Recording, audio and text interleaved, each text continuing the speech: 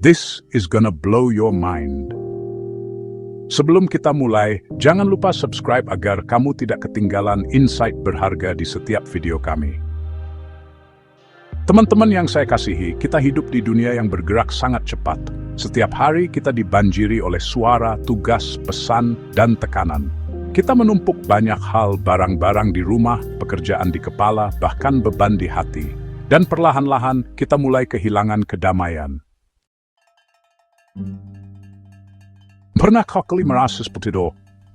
Bangun setiap hari dengan banyak kalengis volkuan, tetap tak merasa kosong di sebelah. Menata ulang hidup atau decluttering bukan pemserapan rumah. Ini adalah perjalanan batin. Perjalanan untuk menemukan ruang di dalam diri kita, agar kita bisa hidup lebih sederhana, lebih tenang, dan lebih bahagia.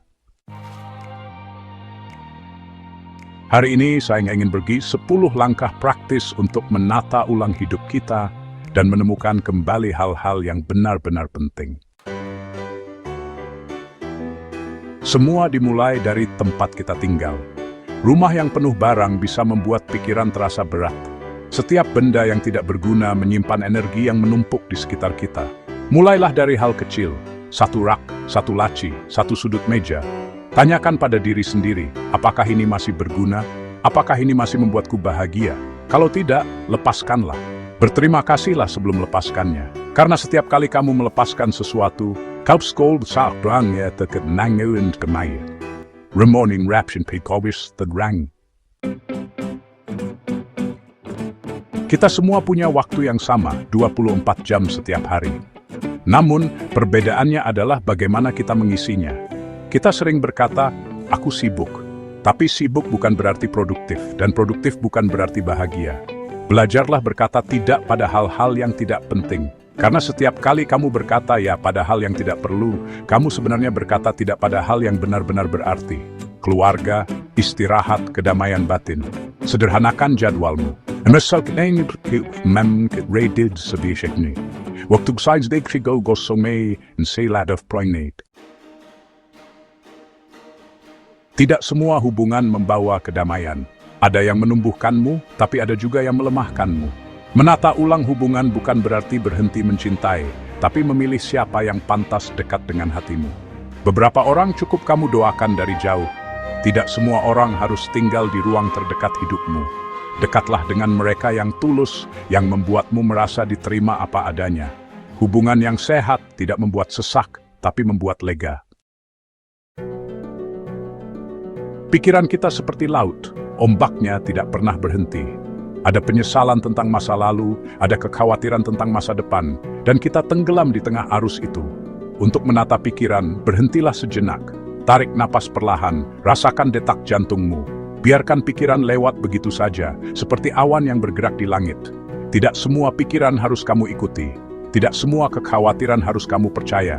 Ketika pikiran tenang, cahaya akan masuk. Dan di dalam ketenangan, kita semua membawa beban di hati, rasa sakit, amarah, kecewa, rasa takut. Semakin lama kita menyimpannya, semakin berat hidup terasa. Menata emosi berarti mengakui dan melepaskan. Menangislah jika perlu, bicarakan, tulis, atau berdoalah. Pemaafan bukan berarti melupakan, tetapi membebaskan diri dari beban lama. Jangan biarkan luka masa lalu menahanmu untuk mencintai hari ini. Karena hati yang bebas akan mudah berbahagia. Kita sering percaya bahwa semakin banyak kita punya, semakin bahagia kita. Padahal, kebahagiaan sejati datang saat kita merasa cukup. Sebelum membeli sesuatu, tanyakan, apakah aku benar-benar membutuhkan ini? Apakah ini membuat hidupku lebih bermakna? Kesederhanaan bukan kemiskinan. Kesederhanaan adalah kebebasan. Ketika kamu memiliki lebih sedikit, kamu mulai menghargai apa yang benar-benar penting. Dan yang tersisa itulah yang paling bernilai. Kata-kata memiliki kekuatan besar. Mereka bisa membangun tapi juga bisa menghancurkan. Seringkali kita berbicara terlalu banyak, mengeluh, mengkritik, membandingkan. Belajarlah berbicara dengan kesadaran. Katakan hanya yang baik, yang benar, dan yang perlu. Dan bila tidak ada yang penting untuk dikatakan, diam pun bisa menjadi bentuk kebijaksanaan. Keheningan bukan kekosongan, itu adalah ruang bagi kedamaian. Kita semua ingin berhasil, tapi terkadang dalam mengejar segalanya kita lupa apa yang benar-benar penting. Coba renungkan apa yang paling berharga dalam hidupmu. Apakah itu keluarga, kesehatan, iman, kedamaian? Apa yang kamu letakkan di urutan pertama akan menentukan arah seluruh hidupmu. Jangan biarkan dunia menentukan prioritasmu. Pilihlah dengan hati yang sadar.